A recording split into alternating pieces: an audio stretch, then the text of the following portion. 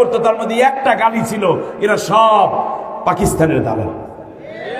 তার বিরুদ্ধে কথা বললে দেবপ্রিয় ভট্টাচার্য পাকিস্তানের দালাল, কথা কয় না। আর একজন কি আছে না, ওই যে ইউটিউবে বারবার কথা বলে, কি নাম জানো? হ্যাঁ না, আর একজন হিন্দু আছে, কি জানো? পিনাকি ভট্টাচার্য, এও কোথার দালাল? পাকিস্তানের দালাল। আচ্ছা, এই 18 বছর মিথ্যা মামলা দিয়েছে, দেয়নি? জেলে নিয়েছে, রিমান্ডের নামে হাত পা ভেঙে দিয়েছে, কাঁচা নখগুলো প্লাস দিয়ে টেনে টেনে তুলে ফেলেছে, রিমান্ড দিয়ে জীবন থেকে জীবনের শক্তি নিয়ে গেছে, ক্রস ফায়ার দিয়েছে, দেয়নি? গুম করেছে, আয়না ঘরের মধ্যে নিয়ে মানবতার সবচেয়ে চূড়ান্ত জঘন্যতম অপরাধ করেছে তারা, চূড়ান্ত ভাবে ফাঁসি পর্যন্ত দিয়েছে।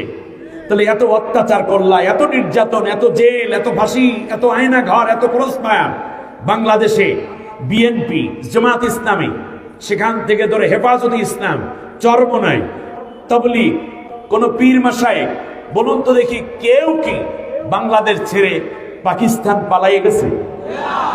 তাহলে বোঝা যায় বাংলাদেশে পাকিস্তানের কোনো দালাল নাই। হাত দুইটা উঁচা করে, মিডিয়ার বাইরে এই কথাটা নেও, শক্ত করে নাও, হাত নাড়বেন আর বলবেন বাংলাদেশে পাকিস্তানের কোনো দালাল নাই। জোরে বলেন, বাংলাদেশে পাকিস্তানের কোনো দালাল নাই। হাত নিচু করে। কিন্তু ভারতের দালাল আছে, এটা বুঝলেন কেমনে?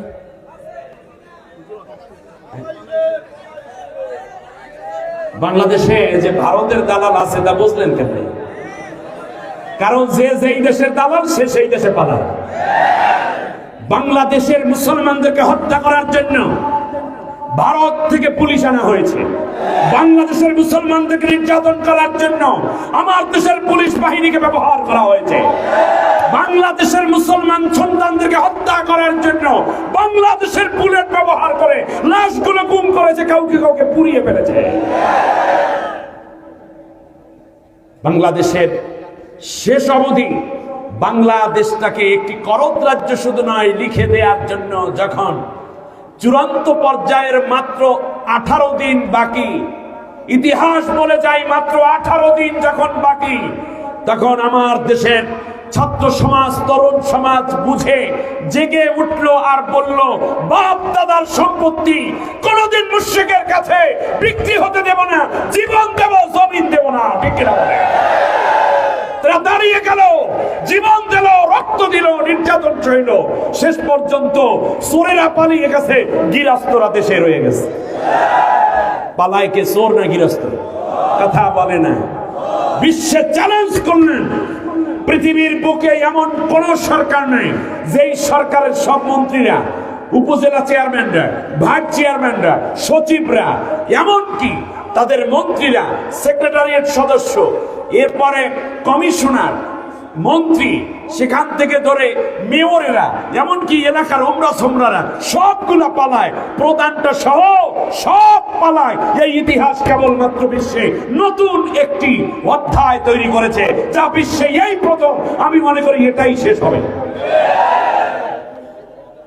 এখনো বলছেন চট করে চলে আসবে, উম্মা পোলাপাইন রেডি আছে, কট করে ধরে ফেলবে। ধর আপনি আসবেন কেন? আপনি আমাদের জাতীয়, আপনি বলেন কোথায় আছেন, ঠিক করো, ঠিকানাটা ঠিক মতো দেন, আমরা গিয়ে নিয়ে আসবো। কারণ আপনাকে বড় প্রয়োজন।